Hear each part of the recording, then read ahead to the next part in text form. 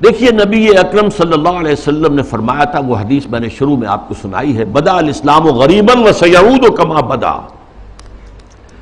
اسلام کا آغاز جب ہوا ہے تو وہ بہت اجنبی سا تھا، نامانوس، لوگ سمجھتے نہیں تھے یہ کیا نئی باتیں ہیں۔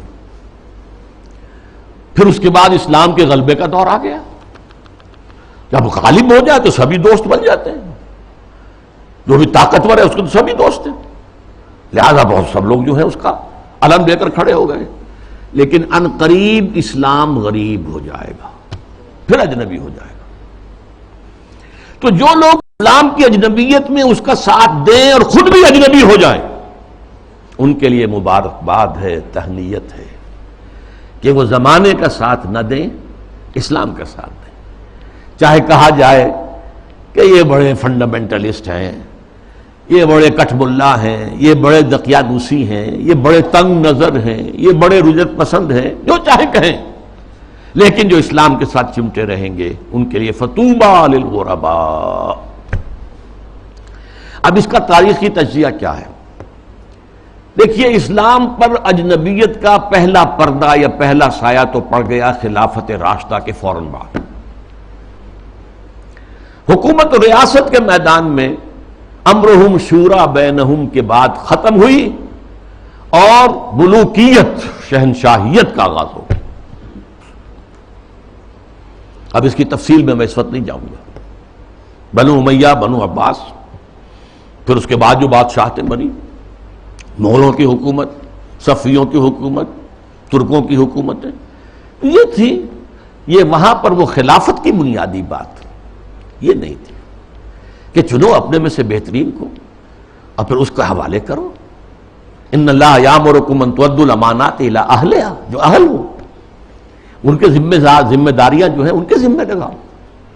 اس کو ختم کر دیا گیا۔ اب جس کی لاٹھی اس کی بھینس، بنی امیہ کی طاقت زیادہ ہے، عصبیت شدید ہے، لہذا وہ آئے، انہوں نے حکومت قائم کر لی۔ تو یہ پہلا دور تھا اجنبیت کا، پہلا پردہ پڑا اسلام پر۔ دوسرا پردہ کچھ عرصے کے بعد جب ملوکیت نے خوب پنجے گاڑ لیے، مضبوطی ہو گئی اور ملوکیت شہنشاہیت میں تبدیل ہو گئی، یہ دور بنو عباس ہے۔ اس میں معیشت کے میدان میں بھی آ گیا معاملہ۔ ایک طرف جاگیرداری جو ملوکیت کی بنیاد ہوتی ہے، ہر جگہ مشرق و مغرب میں شہنشاہیت اور بادشاہیت میں آپ کو جاگیرداری ملے گی۔ جاگیردار ہوتے 30,000 منصبدار، 20,000 منصبدار، ان پر حکومت قائم ہوتی اور ان کے لیے ضروری ہے مزارعت۔ آپ نے بہت بڑی جاگیر دے دی ہے، لیکن کیا وہ شخص خود کاشت کر لے گا؟ وہ تو کسی کو بٹائی پر کاشت کے لیے دے گا نا۔ یہ زمین کا سود ہے جو سب سے پہلے اسلام میں داخل ہوا، جس کو حرام مطلق قرار دیتے ہیں امام ابو حنیفہ بھی رحمۃ اللہ علیہ، جو اصحاب الرائے کے سر خیل ہیں، امام ہیں، اور امام مالک بھی رحمۃ اللہ علیہ جو اصحاب الحدیث کے سر خیل ہیں اور سب سے بڑے ان کے نمایاں ہیں۔ لیکن یہ شام، اور پھر بیع معجل، بیع مرابحہ کے عنوان سے نقد کے معاملے میں بھی جو ہے، کرنسی کے معاملے میں بھی وہ ایک سود کی ہلکی سی شکل داخل ہے۔ یہ دوسرا دجالیت کا دور پوری دنیا میں بھی آیا، بینکنگ، انٹرسٹ بیسڈ کیپٹلزم، اور کچھ اسلامی ممالک کے اندر بھی، جیسا کہ میں نے عرض کیا کہ اس راستے سے چور دروازوں سے داخل ہوا۔ اب جو اس کا ہے مسئلہ وہ ہے معاشرت اور تہذیب پر۔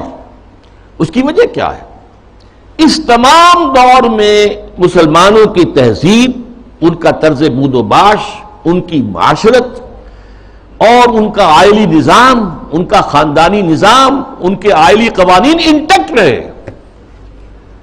چاہے دور ملوکیت جو ہے بنو امیہ کا تھا، وہ دور ملوکیت بنو عباس کا تھا، اور چاہے اور دوسرے بادشاہوں کے دور تھے، اس میں جہاں ریاست اور سیاست کی سطح پر جو ہے وہ پردہ پڑ گیا، پھر معیشت کے معاملے میں بھی پردہ پڑ گیا، تہذیب وہی رہی، وہی تہذیب، وہی مشرق سے مغرب تک مسلمانوں کی معاشرت، آئلی قوانین سب وہی رہے، جو کہ تو رہے۔ مسلم کلچر وجود میں آیا ہے، چنانچہ مسلم آرکیٹیکچر وجود میں آیا، یہ مورش آرکیٹیکچر جو ہے دنیا میں مشہور ہوا، اسپین کے اندر خاص طور پر مکان بنانے کا ایک خاص انداز، زنان خانہ علیحدہ ہے، مردانہ علیحدہ ہے، پہلے مردانہ ہے، پھر اس کے بعد ڈیوڑی آئے گی اور زنانہ جو ہے وہ حصہ شروع ہوگا، باہر سے جو آئے گا وہ یہاں بیٹھے گا، مردانے میں قیام کرے گا، زنان خانے کے اندر جو ہے وہ تو صرف محرم جائیں گے اور کوئی نہیں جا سکتا۔ اس تہذیب کی بنیاد وہ جو اسلامی تہذیب تھی اس پر، اسی پر ایک آرٹ مسلمانوں کا قائم ہوا، خطاطی دنیا میں بہت بڑا آرٹ بن گیا، بہت بڑا آرٹ، ہاتھ سے منہ قلم سے جو آرٹ پیدا کیا جاتا ہے وہ خطاطی کی شکل میں آیا، یا عام بظاہر فطرت کی نقاشی۔ تو یہ ہے جو میری بات ہے وہ سمجھ لیجئے کہ تہذیب میں فرق نہیں آیا، آئلی نظام میں فرق نہیں آیا، معاشرتی اقدار میں فرق نہیں آیا، چاہے سیاسی اور معاشی اعتبار سے دجالیت جو ہے مختلف ادوار سے گزر کر آ گئی۔ اب ظاہر بات ہے کہ دجالیت کا آخری حملہ جو ہے وہ اس تہذیب پر ہے۔ چادر اور چار دیواری کا جو حصار ہے، قلعہ ہے، اس کو توڑ دو، منہدم کر دو، مخلوط معاشرت قائم کرو، بے پردگی، عریانی، فحاشی اور مخلوط معاشرت جو ہے اس کو عام کرو، فروغ دو، پھیلاؤ۔